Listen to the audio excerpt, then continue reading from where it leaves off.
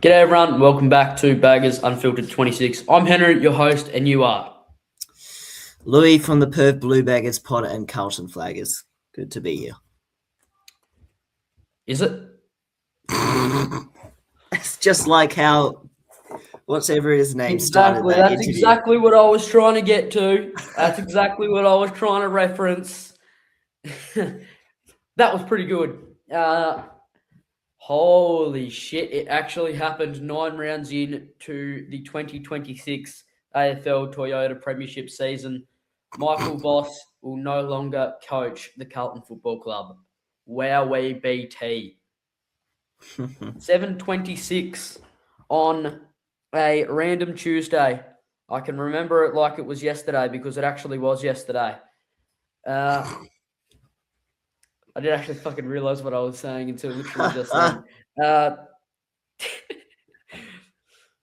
I was getting out of the shower and I just to pause my music and I see a notification. Michael Voss will no longer coach Carlton, and I paused. I thought about April Fools. I said, "Shit, we're in May. That's real. He's gone." Yeah.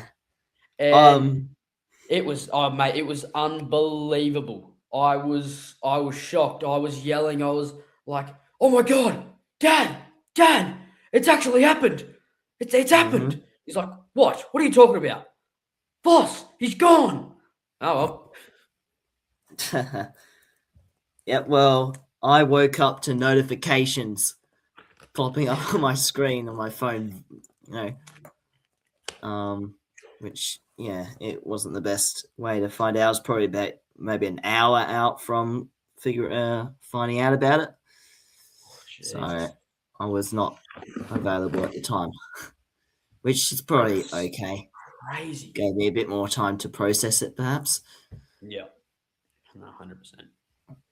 But I would have liked to be there in person to see it all come through. The media start picking up on it, Yeah, and obviously tumultuous time. Patrick Cripps getting swarmed by the media, Yeah. and I mean swarmed. There was like 25 reporters around him. Ollie Florent, oh, I've never had this much media in front of me. I don't blame the poor bastard, bro. He's just come from Sydney. He's walked into a death trap, and he's already gone through one coach, and he hasn't even been there for 10 games of his Carlton career. Shit. Oh, boy. What a wake-up call for him. It's absolutely heartbreaking to see Patrick Cripps have to front the media again. Like, I seriously think we could lose Patrick Cripps this year. He could easily be on his way, and that really, really hurts to say because it didn't sound promising. That whole sort of the whole interview just did not sound exciting. Like he did not. And look, I don't blame him simply because obviously he's just gone through another coach. He's obviously not in the right mindset. He doesn't want to speak to the media, and he's obviously feeling down in the dumps. But there was something in his body language that just suggested that he's done. And to see that really, it sort of opened my eyes a lot more. I was like, right, okay, hello, we're actually in trouble here. And then you go to Walsh's, and he just sounds horrible, man. He just sounds heartbroken. Then you go to Wiedering, and he sounds like he's stepping up. He sounds like he's not going anywhere. So I guess you sort of have to take a positive out of a negative. But shit, like it could seriously happen. Cripps could seriously be on his way. Yeah, it's in the realms of possibility, but I think the media is speculating about actual evidence. So wait to the end of the year and we'll find out some more about that situation, and hopefully it doesn't end up like the Kerno situation where he says he'll commit and then doesn't. That wouldn't be good. Oh yeah, I think we have a different social media team as well after that by the sounds and background noise because of that. All them rumours that sort of happened. If you know about them rumours, then you know about them rumours. We're not going to spread anything on here. Yeah.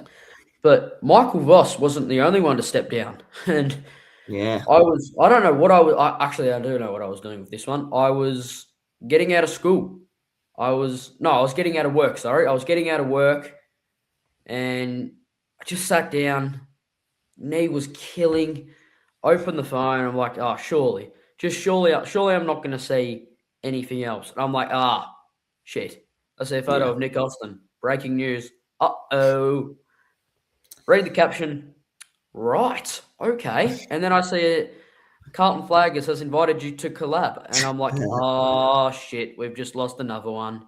And we actually did. We actually did lose another Yeah. one. So Nick Austin has also stepped down from the head of list management, which is pretty crazy to think about. He was there, Voss was there from 2022 to 2026. Austin was there from 2021 to 2026. And Mm. we've got one person that has multiple roles in Chris Davies, who's going to cover the interim list management role. And we have Josh Fraser, who's going to cover the interim senior coach at Carlton. So it's crazy. This is just basically an emergency pod. I couldn't film anything yesterday. I was couldn't do it. Had to wrap my head around what was actually happening, and didn't really have any notes or anything written down. It was just today was just go, get notes and try and put together a solid podcast, which we're doing right now. And look, Yeah. it's really really hard to comprehend because we knew that this was going to happen. But then when you come to the realization that it's actually happened 9 rounds into an AFL season, and this is the second time in AFL I'm hearing that it's happened 9 rounds into an AFL season. So uh, that raises some big trouble. And look, there's nothing that we can't fight ourselves out of. You know, we've come from 2018, which was down in the dumps, to financial situations, to everything like that. There's nothing that the Carlton Football Club cannot handle. We're going to get through this as a fan base. We're going to get through it. Mm-hmm. And I feel like the fan base is connected right now. It's never been so connected because there's just majority of people that wanted Voss out, and now that he's gone, you can already sense a bit of a shift in momentum.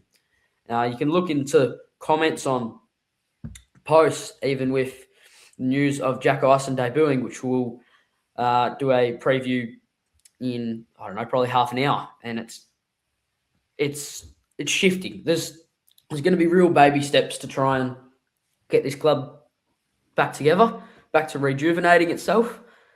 So, Louis, what are your thoughts on Chris Davies, Josh Fraser, and just your overall thoughts on what happened yesterday? Because it was a big day for the Yeah. Carlton Footy Club. So we wanted it to happen. We did want Voss to go due to some of his issues that we have explained it before, and I'll probably go into it again. I wrote some notes on how it all didn't go to plan for Vossi, but yeah, essentially I just didn't think it was quite the right time. I thought we'd wait to the bye or maybe later on, because I think an interim coach for 14 weeks is a bit too long for my liking. Yeah, 14 weeks it's a lot, man. And Yeah. I'm gonna start talking in about maybe 5 minutes once you're done. There is some bad stats in there in his coaching career when he first started. So uh, there's a lot to like and there's not a lot to like. But back over to you, Louis. Keep going from where you kicked off. Yeah. So I've recently did a post analyzing it, analyzing his tenure. Also, actually, I'll just get back to Nick Austin. He is a fan of both of our accounts. I think he follows both of us. Yep, nice fella. So Really nice appreciate guy. him for that. Yep. Unfortunately, it was a bit hit and miss, I reckon. They didn't target outside use and ball users early enough, but they did manage to, like, one of the most notable scores that he got was the Jagger Smith robbing from West Coast, basically. So that was impressive.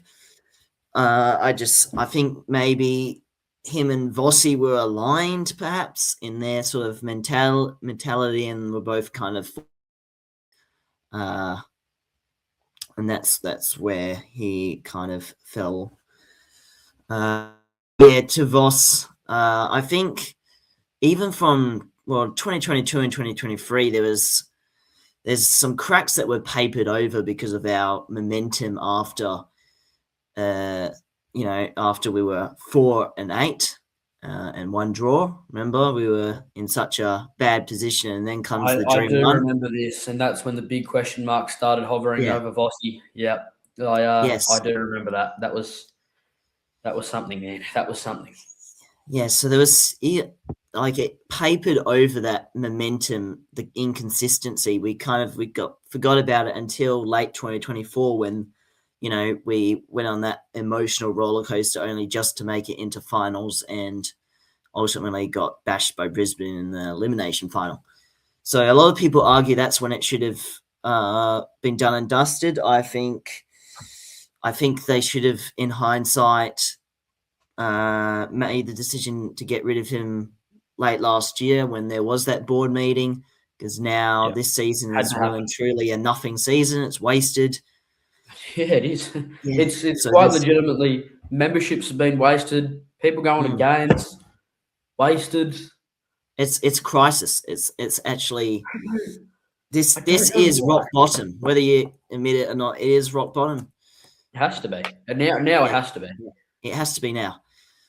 So yeah, but one of the things that really plagued Voss's tenure was our inability to finish games. It was a really defining issue. So the repeated collapses from winning positions, the fade outs, as we call them, second half fade outs, especially. That was Most rough. notably, round 23 against Collingwood in 2022. And then we had a bit of a period of not really seeing that too much. And then GWS 2024, the second game over in playing against the Giants, that seemed to be a real confidence debilitation, basically. We really lost confidence from that. And then, there's been plenty of occasions when it's happened again and again, and we're sick of talking about those issues again and again. So he was unable to fix the psychological ability of players to withstand momentum changes. And as a motivator coach, that is probably what you would expect him to try and get his players to navigate through. But lo and behold, that has not happened. Then there was also a bit of a tactical evolution that we fell behind in the competition. So the AFL shifted towards speed of offense and transition. Should have noticed that after the Hawks run in 2024 and other teams like Brisbane manufacturing that sort of way. We should have targeted more speed and ball use at the end of the 2024 trade period, but we didn't. There was barely any changes, I think. Didn't even hit the draft apart from Jagger. Far from enough. Far from enough change. And then come the following year, we doubled down on our defense and territory way of going about it. And to an extent, we were one of the best defensive teams in the competition for a little bit until the passion of the players got ruined middle part of 2025. But the problem was we were just unable to move the ball fast enough and contend with other sides. And there's pressure numbers are alarming this year. So I'm no doubt, I reckon Chris Davies would have had a look at that. We couldn't out pressure opponents once this season so far. This suggests either the message has stopped getting through to tackle, or the system isn't working because of the lack of stoppages, probably as well, or the list is physically incapable of executing it, which is probably true because we lack speed to try and tackle speed-capable players from the opposition. So that's another aspect worth noting. Another thing that we got absolutely frustrated with, probably 2 or 3 years of doing this pod now, right? The selection integrity. We say it every week. We say it every single week. Yeah. Every single week. Every single and it week. was such an easy thing to change. You don't need a coaching philosophy to do that. Like, And Senior players already, repeatedly it's been persisted with despite their poor form. exactly. It's been 24 hours, and we've already had one of our presidents at Jack Ison's debuting. We've been asking Yes. it for 3 weeks. 3 weeks we've been asking that for. I reckon you'll All we see need to Flynn see Young come in as well. now we need to see Flynn Young get a game. That's what we Yep. need to see now. And then, wow, selection integrity, well done. Then you get a little slap on the back. You say, well done. If they Finally. add in those players, it shows that Voss was the issue, 100%. That's the clearest form of evidence you need. It has to. Absolutely, Yeah. it has to. Um, And for anyone that says that it won't be Voss's problem, you've lost the plot. yeah. You've fully lost it. So that was another aspect. Something we will respect him for, though. He was widely respected internally and externally. Players really seemed to respect him. There was never really a question of effort that he lost the players. I don't think that was the case. However, the performance didn't reflect that, and ultimately that's what a coach is defined by. And he really did handle media scrutiny quite well throughout the season, especially in last season. It's our 9th coach in 26 years now. I think our 5th in the last 16. So there should be questions that still remain over leadership, the board, list profile, and our mentality under pressure. So those are all issues, probably first and foremost over the coach. I think it's actually deeper than a coaching issue that someone needs to come through and fix. And I think only wins can really build that. So hopefully a new coach can come through, implement his philosophy, get us to winning ways somehow. We're no experts at it, but I'm trusting in the club to do their best. Ultimately, they have the power to do so. And they know if they let us down again, boy, the board is going to be sacked for sure. And I'd go as far as say there will be fans who protest in front of the bloody Icon Park. And I would do it. I would do it. Blame them. I seriously don't blame them. Good on them. If they f this up again, mate, I will protest in front of there with a big signboard with hashtag sack the board or something like that. We exercise our right to free speech. So we shouldn't be accepting mediocrity. Now that we've sort of gotten a little bit of rage out there, we need to. Yeah. I want to personally. I've been dying to get into this. Don't want to put tickets on myself, but I'm working my backside off today trying to find research about Josh Fraser and what he's been able to do. So, Josh Fraser, he does have a solid coaching background. He started at Gold Coast, leading their NEAFL team, then worked as a development coach at Carlton when was senior coach of the Northern Bull Ants, and they went 3-7. Bull Ants actually called it a challenging year. Later, Fraser headed to Collingwood. Whilst at Collingwood, they reached a preliminary final in his first year, won a premiership in his second, missed finals in 2024, but then reached another preliminary final in 2025. Fraser returned to Carlton in 2026. So this is a new step for him as he takes on the interim senior role. There's a pretty bad stat here that I think just needs to be raised. Yep. This is 12 years ago, so obviously a lot has changed since then. We've had bloody COVID. We still haven't won a flag, but whatever. Well, not whatever. It's just depressing. We were still children. Josh Fraser's Gold Coast NEAFL team went winless with 0 wins and 18 losses. Tough start to his coaching career, but a big learning moment in his coaching career. So that's 12 years ago, but to know that he has experienced no wins in 18 games, it definitely killed my hope for just about 5 minutes or so. I was like really staring at a wall thinking, shit, this could be really bad. This could be really, really bad. Lucky enough, it actually wasn't. and hopefully it isn't.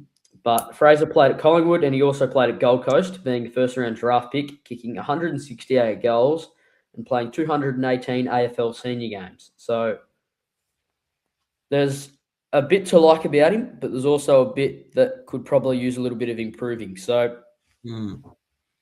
I think the real challenging part that I find here is how the Bull Ants called it a challenging year,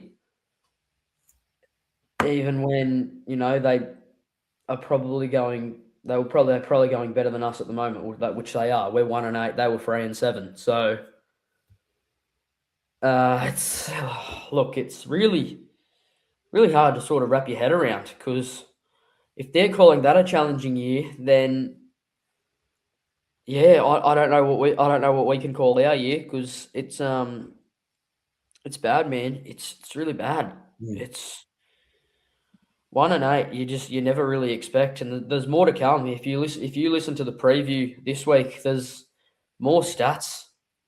The stats are showing the players are getting basically leaked.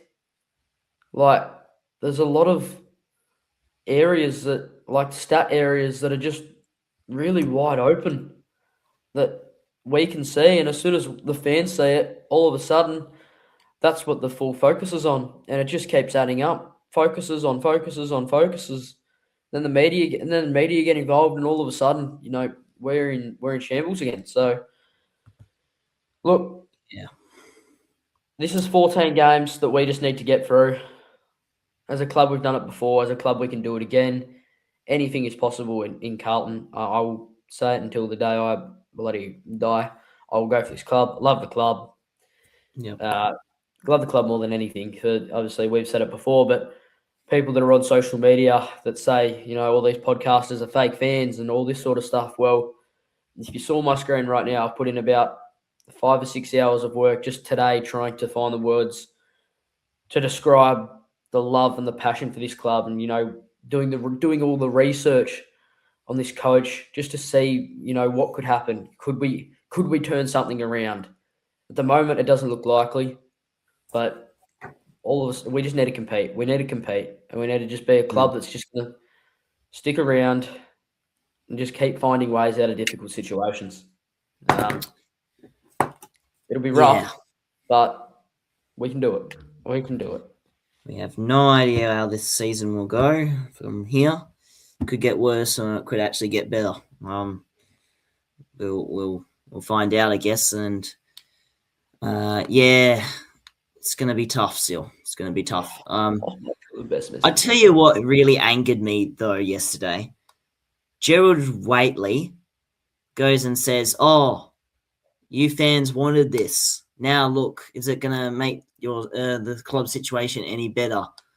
Blah blah. Well, mate, I think the media has been just as strong at trying to capitalize on angry Carlton fans, and therefore it's kind of perpetrated this real hatred for him. Like, a lot of people like to scapegoat during times of crisis, and I think Whateley hasn't realized that media also plays a part in that. They really amplified the voices that they're hearing around at the grounds. So, look, I think both had a part to play in this, and club had to listen. The club did, and it's probably the best way forward at the moment, albeit a little too early for my liking, though. One other thing I'd just say is Voss's 2023 gave us so much passion. There's hope. Proud. I was so proud to be a Carlton fan for once. There was actually hope. bragging about it. But there was so much hope. I always respect him for taking us there, getting us close to that premiership. Oh, Louis, man, that's the greatest day of my life. Michael Voss created that greatest day of my life. I remember being up in the stands, and I still remember this story to this day. It was not to this day. It was 2 years ago, but there was an elderly woman sitting behind our family. She's a fucking massive Carlton supporter, huge Carlton supporter, screaming, yelling, doing all that. Had a beer in hand. She would have been maybe 70. Just awesome, just an awesome person to sit around. You know, when you get those people at the footy that are just energetic, match your energy, still Yeah. really support the club, all that sort of stuff. Mate, it's.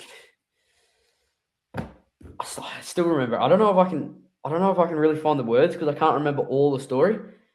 But once that final siren rang in 2023, I think she had like 2 beers in her hand, and they just went everywhere, everywhere. I remember getting drenched in alk, and she was just so happy. And the whole reason why that happened is because of Michael Voss.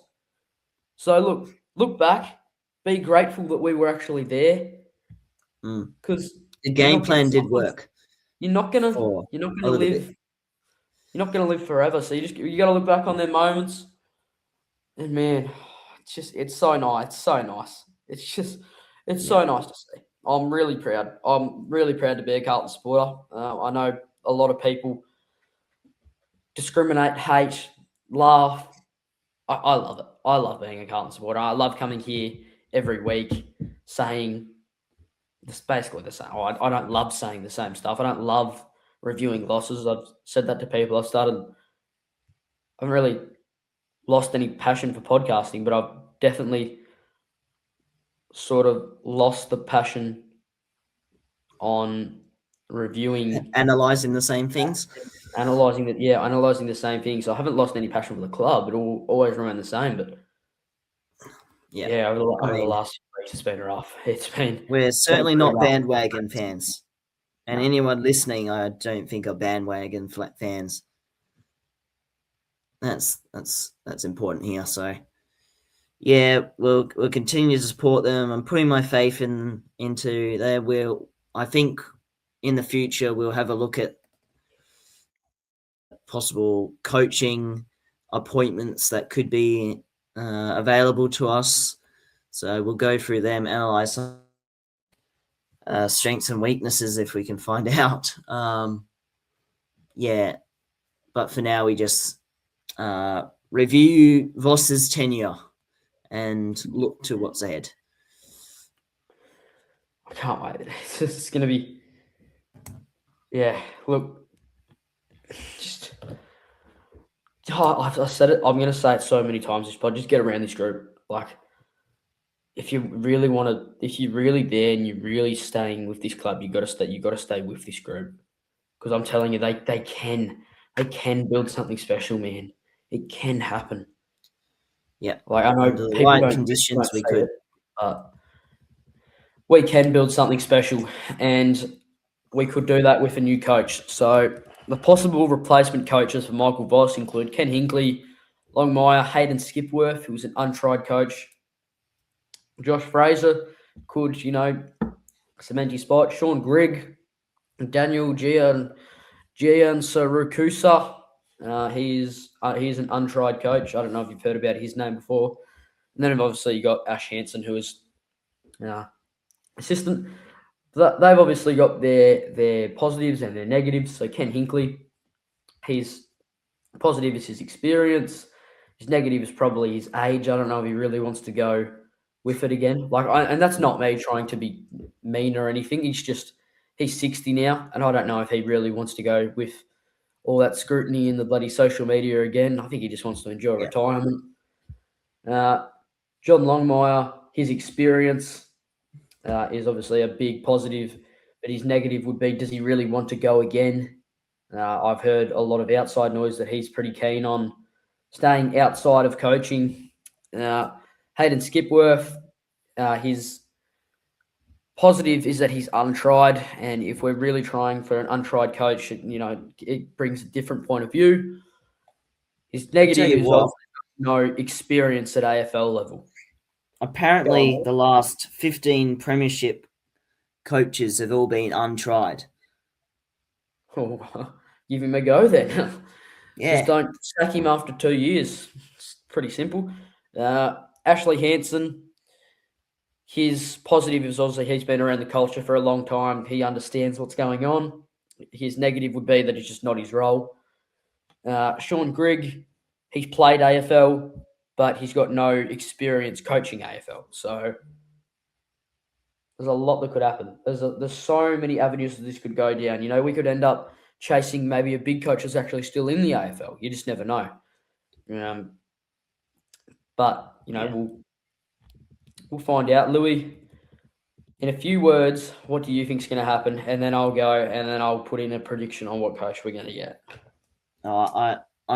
There's no clear front runners. No one's really put their hand up, and I think we won't know for another 2 or 3 months. To be honest, I think maybe give it 2 months, hopefully. Either way, I hope they get in. They get a coach before the end of the trade, before the trade period begins, before the preseason, before the draft period, because you don't want someone coming in at a later stage and there's no direction, and you wasted 2 weeks of the preseason, and that wouldn't be ideal. So, yeah, I hope they make a swift, calculated move. Yeah, I agree. It's got to be a positive move. It has to be a not overthinking move. It's just got to be people that are all on the same page, because obviously we weren't on the same page last year in that board meeting, and obviously that's probably cost us big time. So all be on the same page. We've got Graham Wright, we've got new people, we've got new leaders. Just it's so simple. You gel, and all of a sudden, you know, you're probably looking okay. For my opinion, I think we're going to go in the avenue of John Longmire if he wants to do it again. If he does want to do it again, then I would say 99% he'll coach Carlton next year. He's got experience. He's got experience with Ollie Florent, George Hewitt, Nick Newman, Will Haywood. You know, all them sort of blokes. They know him, and they can. I just feel like he'd be the perfect guy. Obviously, he's got grand final experience. He just hasn't been able to put it all together on the scoreboard, unfortunately, for all the blokes that have actually played in a grand final. I'd love to witness one, no matter if we win or lose. Obviously, I'd love to win, but to see us there in the top 2 teams in the competition would be something really, really special. But that does wrap up episode 76. It's been a well-calculated podcast, but it's also been hard to talk about because I didn't actually expect to be talking about this week. I thought, maybe give him a couple of weeks and I can write down some notes and we'll see how we go. And then we get to the bye, and then maybe the noise starts, and then he either leaves or he gets sacked. And he left. So final congratulations to Michael Voss on a very well-deserved career that he had in coaching. You know, you took us to a prelim. You gave me the greatest day of my life. You gave me finals experience as a 13-year-old teenager, which I'm not now. Sorry, I need to make that clear. I am 16 now. I am 16. It's actually nearly my birthday, so I'm turning 16. So that'll be good fun. Getting a bit off track here, but well done, Vossy. Wish him all the best in the future. We wish you all the best in the future, Vossy, and whatever endeavour you take, give it the same passion. Yeah, I hope he gives it this, whatever he does in the future, the same passion, drive that has defined his career as a player and coach. Yeah, well done, Vossy. Thanks, guys, for listening to episode 76. That was good fun. Go Blues. Up the Baggers.